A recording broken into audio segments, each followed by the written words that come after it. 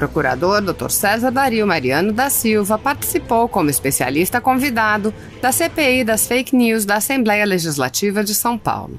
Em sua apresentação inicial, o procurador explicou a impropriedade do termo fake news e os problemas envolvidos na discussão, inclusive as ameaças à liberdade de expressão e de manifestação. O procurador também falou dos inquéritos de Alexandre de Moraes, do Supremo Tribunal Federal, das propostas para censurar a internet, como o PL da censura, e dos riscos de se limitar a liberdade de expressão e de manifestação dos cidadãos. Assista. Eu passo a palavra para que o senhor possa iniciar a sua apresentação. Excelentíssimo senhor Dr. Caio França, pessoa de quem saúdo os demais componentes dessa comissão. É uma satisfação enorme para mim poder vir a esta augusta casa, a convite da doutora Janaína Pascoal, para falar sobre esse tema tão relevante, tão complexo, que tem causado diversas interpretações, diversos conflitos e até diversos desentendimentos, justamente pela complexidade do tema. Quando nós pensamos na questão da fake news, que é um termo incorretamente dito, utilizado, nós já pensamos apenas na questão da notícia falsa. Ou seja, que uma mera notícia falsa veiculada na internet poderia caracterizar algum tipo de infração, e não é isso. A fake news, em tese, ela pode caracterizar um tipo de infração quando da propaganda eleitoral. Há dispositivo expresso no Código Eleitoral que pune a propaganda enganosa, que possa, de alguma forma, prejudicar uma pessoa, um deputado, ou prejudicar o pleito eleitoral. Mas, na maioria das vezes, a fake news em si é o nada. O problema é o que contém essa fake news. Porque essa fake news, essa notícia falsa, ela pode caracterizar um crime de opinião. Uma injúria, uma calúnia, uma difamação, uma apologia ao crime, ao criminoso, uma incitação ao crime, em algumas situações muito específicas, até crime contra a segurança nacional. Então, quando nós pensamos na fake news em si, é um nada, a não ser naquela questão de crime eleitoral. Então, nós vamos ver o conteúdo dessa fake news, que é o que tem ocorrido diversos problemas. E, paralelamente a isso, além de nós termos essas normas penais, nós temos algumas regras e princípios constitucionais que devem ser analisados. E o que está causando essa grande celeuma atualmente é a questão da liberdade de expressão, liberdade de manifestação de pensamento, que é previsto no artigo 5º, inciso 4 da Constituição Federal, além da questão de cerceamento, de censura em tese, alguns jornalistas, que nós já aqui à disposição expressa em pelo menos 2 dispositivos que proíbem a censura. E quando nós analisamos essa questão, nós analisamos as condutas em si, nós vamos ter que verificar o fato determinado. Não uma coisa de maneira genérica, mas vamos verificar se aquele fato, se aquela manifestação, de alguma forma ela se adequa a uma norma penal, fazendo essa ponderação com essa regra constitucional que é a manifestação de pensamento. O que a gente não pode esquecer também é que qualquer agente público, qualquer agente político, toda vez que ele assume essa função, uma função de relevância, ele tem reduzida a sua intimidade, tem reduzida a sua imagem e, a certo ponto, até a sua honra também é reduzida. Não quer dizer que esses direitos, que também são garantias constitucionais, que são regras constitucionais, eles vão ser extirpados, não, eles vão ser reduzidos. Então, os senhores deputados estaduais, todos os parlamentares, a partir do momento que se candidatam e assumem essa função, passam a ser vigiados por toda a coletividade. A coletividade quer saber o que acontece, e muitas vezes até no âmbito particular da pessoa. Então, nós temos reduzida esses direitos constitucionais, de tal forma que nós somos mais suscetíveis a críticas em razão do desempenho das nossas funções.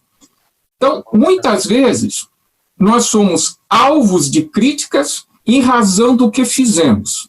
Pelo fato dessa susceptibilidade maior à crítica, nós temos que aceitá-las muito mais que uma pessoa que não tem vida pública aceitaria. Isso é algo patente na doutrina, na jurisprudência, que é essa redução que nós temos desses direitos constitucionais.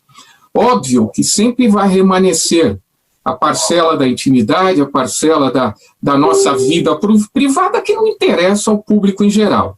Até mesmo a honra nós temos, de uma forma ou de outra, reduzida.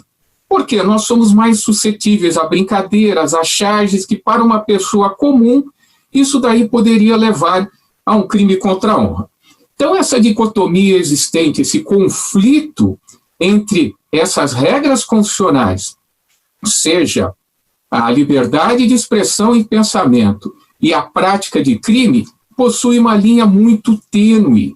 E essa linha muito tênue, ela depende muito do subjetivismo do intérprete, daquela pessoa que vai verificar se é uma mera crítica ou se nós estamos falando de um crime de opinião.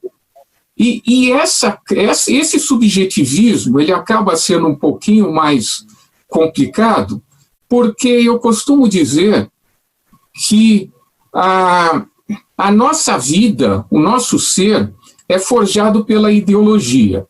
Martin Heidegger, um dos grandes expoentes, um dos grandes filósofos alemães, ele escreveu um livro que se chama Ser e Tempo, que ele fala que a nossa personalidade ela é formada pelos acontecimentos da nossa vida, sejam bons ou ruins.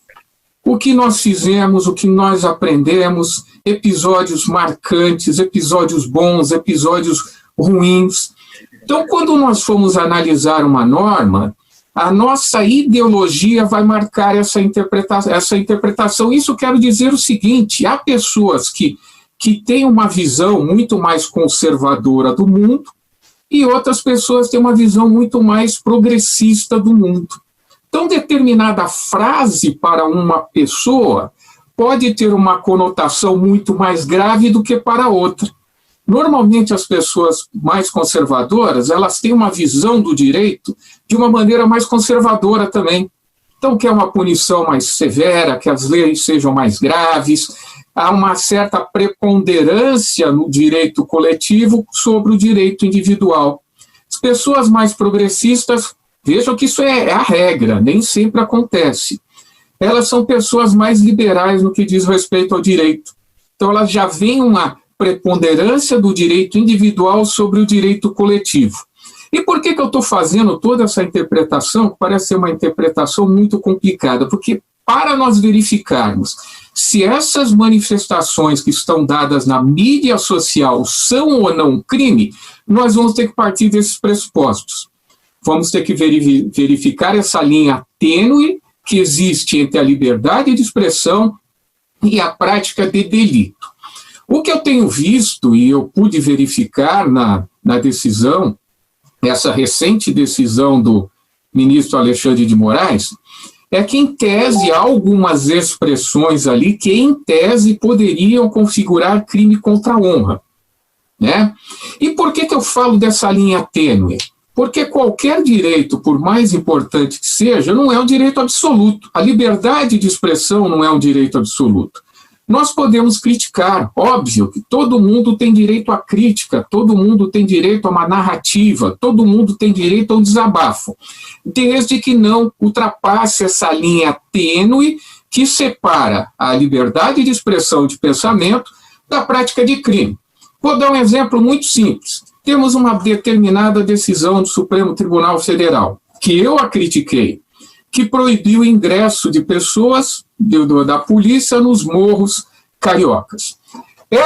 Para se chegar a essa interpretação, há necessidade de ter uma visão do mundo, de uma pré-compreensão, muitas vezes, do que seja essas comunidades cariocas, do que está acontecendo lá. Né? Então, as pessoas podem criticar, falam, isso é uma loucura, isso aí vai fazer com que o tráfico de drogas saia abertamente, mais pessoas morrerão, não pode ser feito isso, é uma decisão equivocada, isso é crítica. Isso é crítica, e a pessoa está exercendo o seu direito de crítica, de liberdade de expressão. Agora, se falar, olha, isso daí é só um exemplo, por favor, tá? O ministro recebeu dinheiro, o ministro faz isso porque ele compactua com o tráfico de drogas, porque é uma organização criminosa. Extrapolamos da liberdade de expressão, de pensamento, e passamos para a seara criminosa, porque aí deixou de ser crítica e de ser uma imputação. Falsa ou verdadeira muitas vezes não interessa, já que a difamação pode ser uma situação verdadeira quanto falsa. No caso da calúnia tem que ser falsa, porque a gente não pode imputar a prática de crime a ninguém a pretexto de estar exercendo a liberdade de expressão. Tá certo que há a questão da exceção da verdade, né, esse tipo de coisa, mas vamos falar em tese. Então a gente não pode extrapolar. Da mesma maneira que a gente não pode extrapolar algumas narrativas. Vamos invadir a Assembleia Legislativa do Estado de São Paulo, pegar e dar um pau em todos os deputados ou matar os deputados? Não pode fazer isso. Se você faz isso daí em público, você está praticando um crime, que é de incitação ao crime. Então você ultrapassou aquela linha tênue, que é a liberdade de expressão e a prática de delito. Então, quando o intérprete vai analisar isso daí, ele tem que verificar essa linha tênue existente, a maior ou menor suscetibilidade daquele que é alvo de uma manifestação, muitas vezes até mais dura, isso sempre marcado pelo subjetivismo do intérprete. Então, são situações muito complicadas que nós vamos analisar. E quando pensamos, eu vou falar do crime contra a honra, que é o que mais acontece. Quando pensamos, vamos lá, um crime de injúria. Injúria atinge a honra subjetiva da pessoa. É o que a pessoa pensa dela própria. Ao passo que difamação, calúnia, atinge a honra objetiva, porque é o que as pessoas pensam dela. Tanto que quando pensamos em injúria, aquela pessoa, para ser vítima desse delito, para termos delito, essa injúria tem que chegar ao conhecimento dela. Se eu xingo uma pessoa de um monte de nome e não chega ao conhecimento dela, não tem injúria. Por quê? Diz respeito ao subjetivismo dela, o que ela pensa. Ao passo que a difamação e a calúnia não, porque diz respeito à reputação, é o que as pessoas pensam dela. Pois bem, quando pensamos em crime contra a honra, que é o que eu mais tenho visto nessas manifestações, né, chamar os ministros daquilo, xingar a mãe do ministro, nós vamos ter que analisar algo que a gente chama de elemento subjetivo do tipo específico, que é implícito nos crimes contra a honra. Não basta uma mera afirmação que se adeque a uma norma penal. Nós vamos ter que verificar a intenção do agente. Se havia intenção deliberada, consciente e voluntária de ofender a honra de outra pessoa, ou se trata de uma mera crítica, de um exercício de defesa, né, de um desabafo, de uma pataquada qualquer. Então, muitas vezes, essa crítica é feita por meio de charge. É uma brincadeira. Não houve a intenção de difamar, de ofender ninguém. Pode até eventualmente acontecer. Mas se a intenção é de um cartunista, de um jornalista, de fazer uma brincadeira, uma sarge, sem a intenção de ofender, esse elemento subjetivo do tipo de crime contra a honra está afastado. Não temos esse delito. Nós vamos ter que analisar aquilo que a gente chama de elemento subjetivo do tipo, que é a intenção deliberada de praticar um crime contra a honra. Tá? E é algo que é muito difícil nós analisarmos, essa interpretação.